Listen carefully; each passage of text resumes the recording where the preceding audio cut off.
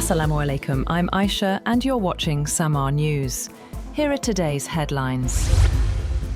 Iranian authorities say dozens of people have been arrested on suspicion of sharing sensitive information with Israel. Local media reports that the arrests were made in several areas across the country as Israeli and US strikes continue against Iranian targets. In northwestern Iran alone, 20 individuals were detained for allegedly sending location details of military and security assets to Israel.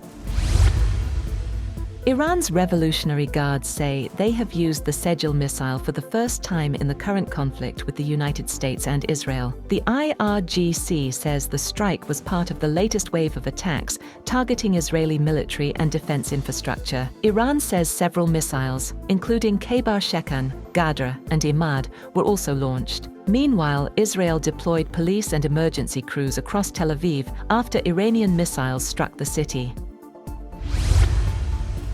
Israeli media report that a fragment of an Iranian missile has struck a residential building used by the US consul in Israel. The incident occurred amid ongoing exchanges of attacks in the region. No immediate details have been released regarding damage or possible casualties.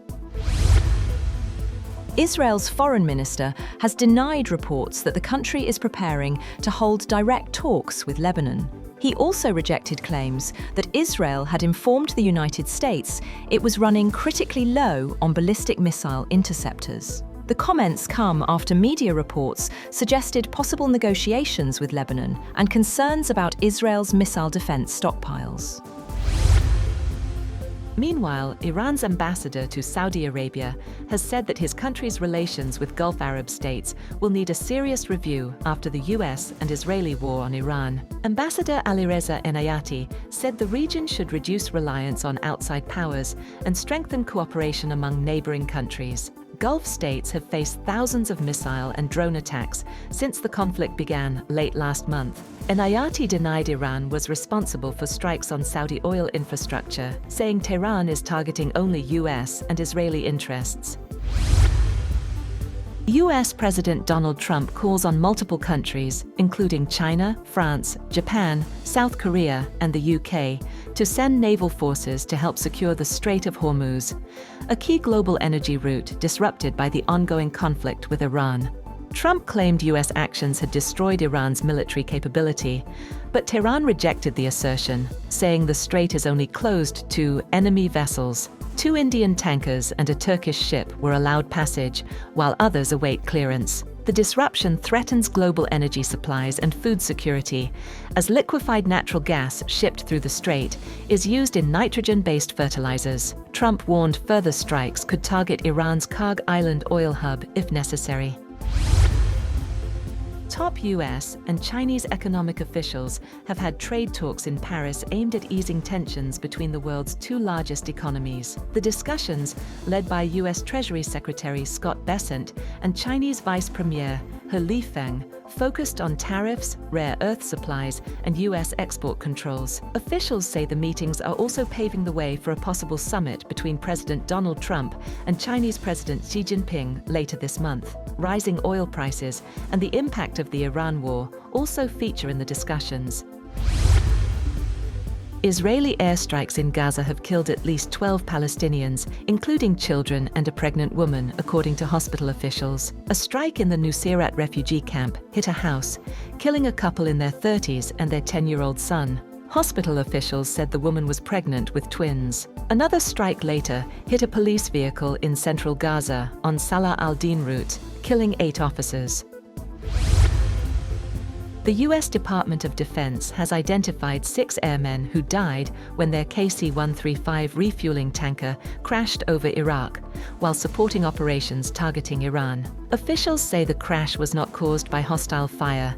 The fallen include MacDill AFB, Florida, Major John A. Klinner, Captain Ariana G. Savino, Technical Sergeant Ashley B. Pruitt-Rickenbacker, ANGB, Ohio Captain Seth R. Koval, Captain Curtis J. Angst, Technical Sergeant Tyler H. Simmons. The military is investigating the cause and reviewing safety procedures, while expressing condolences to the families and communities of the deceased.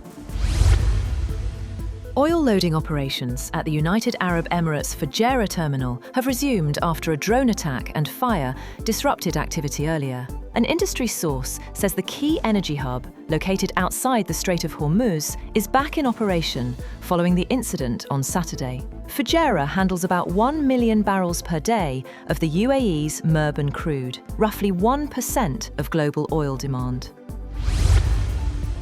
Ukrainian President Volodymyr Zelensky says Kyiv is seeking financial support and technology in return for helping Middle Eastern countries counter Iranian drone threats. Ukraine has dispatched specialist teams to 4 countries in the region to assess defences and demonstrate how anti-drone systems should operate.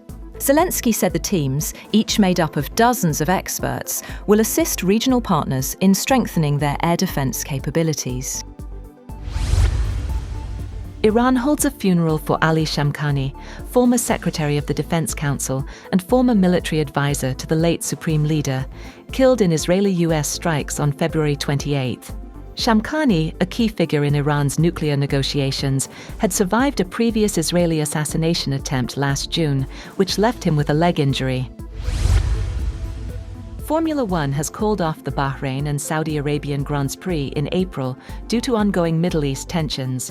The races will not be replaced, reducing the season from 24 to 22 rounds. Bahrain's Sakhir circuit and Saudi Arabia's Jeddah track were scheduled for April 12th and 19th. Safety concerns, regional attacks, and disruptions to freight and logistics influenced the decision. The FIA and Formula One emphasized the safety of teams and staff as the top priority. Formula 2, Formula 3, and the all-female F1 Academy rounds in the region are also cancelled. Bahrain and Saudi Arabia are key financial contributors to the sport, with hosting fees estimated at $45 million and higher respectively. That's all for now. For more updates, visit www.samaa.tv.